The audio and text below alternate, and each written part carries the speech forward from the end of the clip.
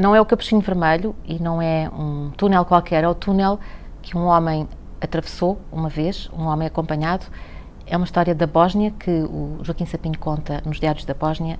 Ele vai explicar melhor o que é que se passa. Esta cena do túnel é uma das partes mais arrepiantes, mais assustadoras do filme, não é? A ideia de passar para o outro lado do túnel e matar toda a gente daquele lado, é? Foi o que aconteceu. Era uma aldeia que estava cercada por populações sérvias e aqueles muçulmanos tiveram que, a certa altura, defender-se, mas para se defender tiveram que arrasar a aldeia vizinha.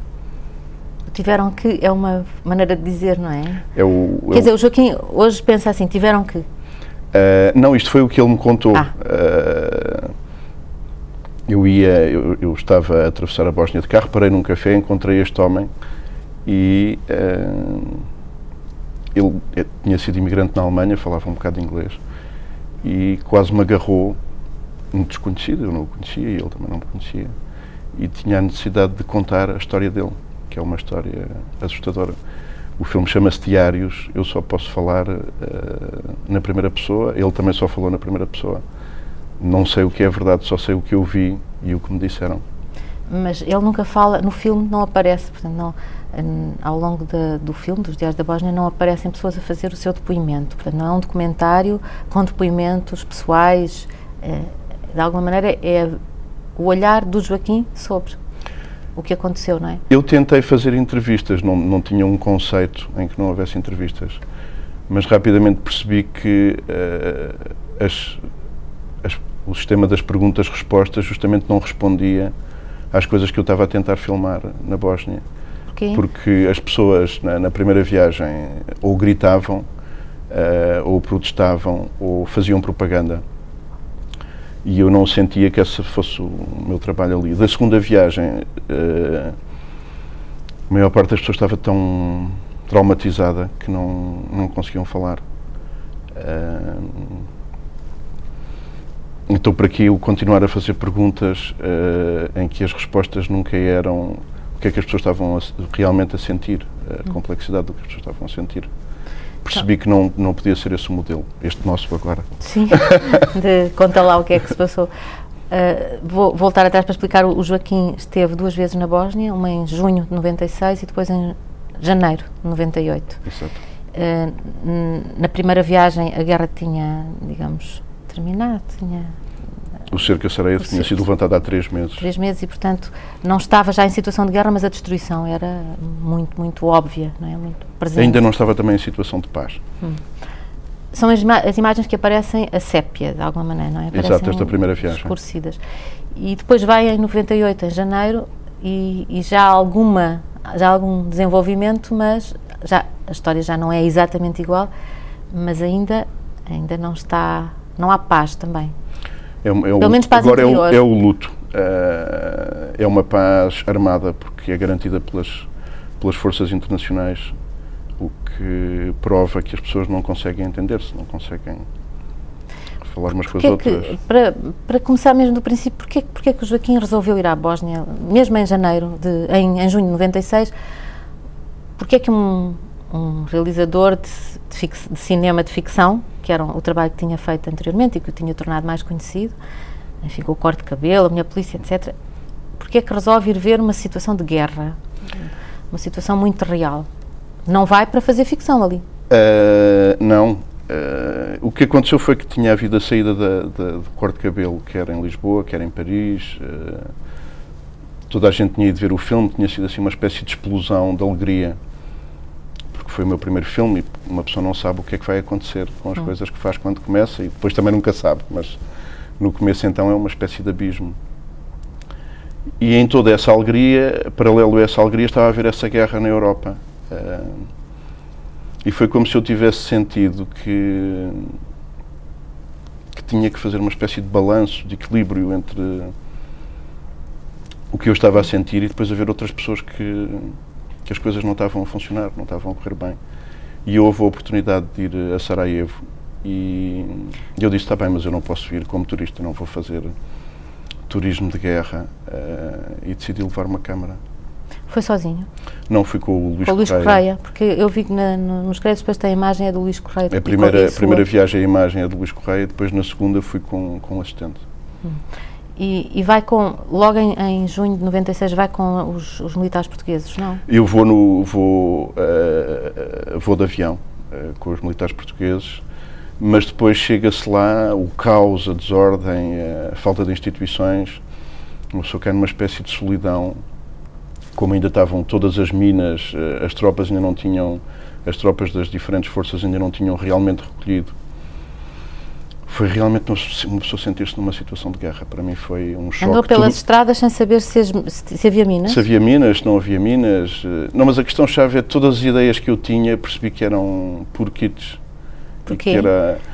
Porque uma coisa é ouvir falar da guerra, ouvir imagens nos noticiários, outra coisa é uma pessoa mergulhar, estar dentro.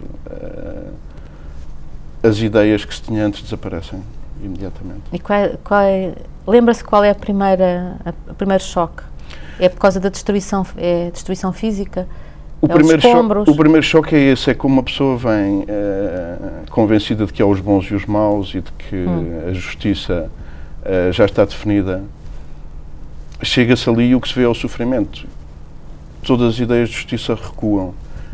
Quando se vê por exemplo, as casas tinham milhares de balas à volta de cada janela.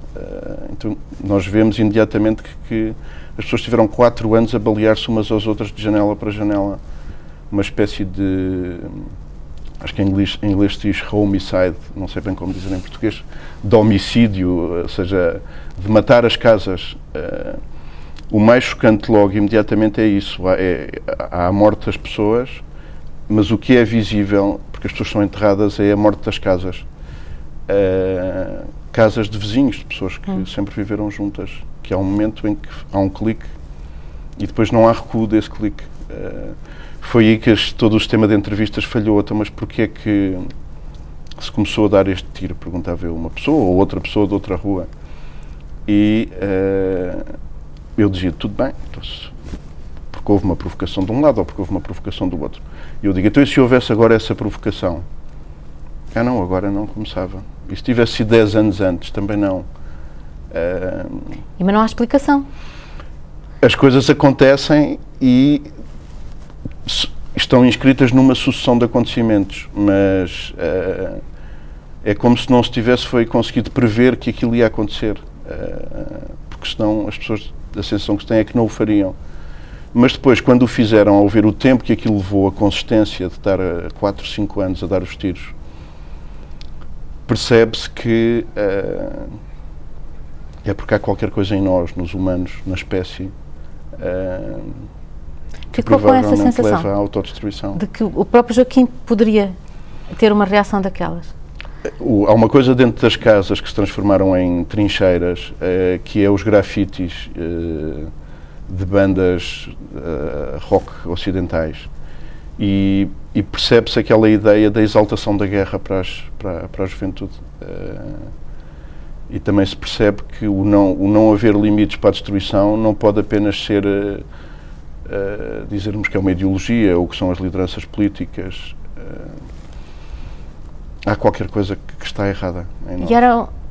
Por trás disso havia mesmo convicções religiosas? Ou a certa altura, de facto, já não se sabe exatamente Eu, na primeira viagem, não se encontrava ninguém que dissesse, não sei bem como formular isto, que acreditava em Deus.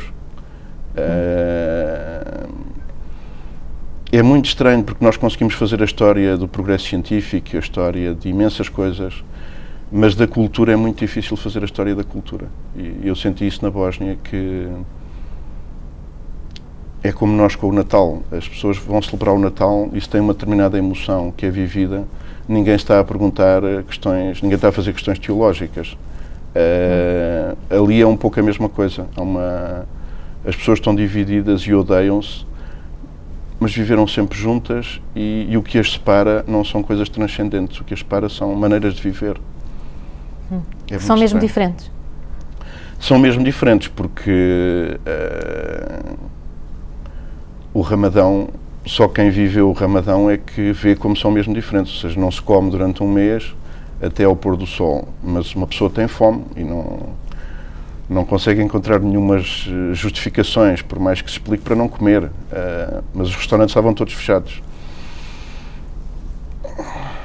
É muito difícil viver na Bósnia porque, às vezes, eu também já senti isso em Los Angeles ou em certos sítios em que se tem que estar sempre a perguntar o que é a coisa certa para se fazer. Não sei se isso é uma situação humana vivível. Não sei, para mim é muito difícil, a partir de certa altura, estar sempre a perguntar o que é que se come, o que é que se diz, como é que se fala, como é que nos relacionamos uns com os outros. Como se já não houvesse possibilidade de sermos naturais, é tudo uma construção. Mas, ao mesmo tempo que estamos uns com os outros, estamos a fazer a construção. Sim, mas nesse caso o Joaquim era exterior, não é? Portanto, as pessoas que vivem lá sabem qual é, não estão a fazer construção, estão a viver de acordo com as suas próprias regras, não é? Mas para se relacionarem umas com as outras foi justamente essa construção que falhou e que passou à destruição. E que parece que é uma coisa muito volátil, não é?